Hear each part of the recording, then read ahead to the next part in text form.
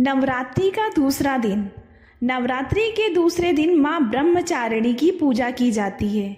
ब्रह्म का अर्थ तपस्या होता है और चारिणी का अर्थ आचरण होता है, अर्थात तप का आचरण करने वाली।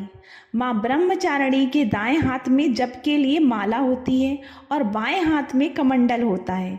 इन्हें साक्षात ब्रह्म का रूप माना जाता है। माँ ब्रह्मचारिणी की पूजा करने से कृपा और भक्ति की प्राप्ति होती है। माँ ब्रह्मचारिणी के लिए माँ पार्वती के वह समय का उल्लेख है जब शिव जी को पाने के लिए माता ने कठोर तपस्या की थी।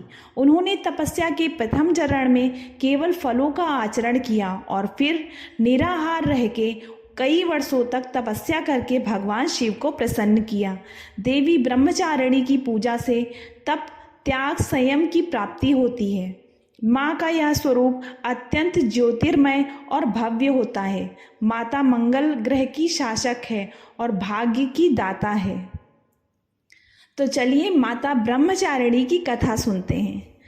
माँ सती अग्नि की राख में भस्म होकर दूसरे जन्म में हिमालय की पुत्री के रूप में जन्म लिया और उनका नाम शैलपुत्री रखा गया। जब वह बड़ी हुई तब नारद जी ने उन्हें दर्शन दिए और बताया कि अगर वह तपस्या के मार्ग पर चलेंगी तो उन्हें उनके पूर्व जन्म के पति शिव जी ही वर के रूप में प्राप्त होंगे। इसीलिए उन्होंने कठोर तपस्या की। तब उन्हें ब्रह्मचारिणी नाम दिया गया। उन्होंने 1000 वर्ष केवल फल फूल ही खाए और 100 वर्षों तक जमीन पर सोई। कई वर्षों तक कठिन उपवास रखे और खुले आसमान के नीचे सर्दी, गर्मी और घोर कष्ट सहे।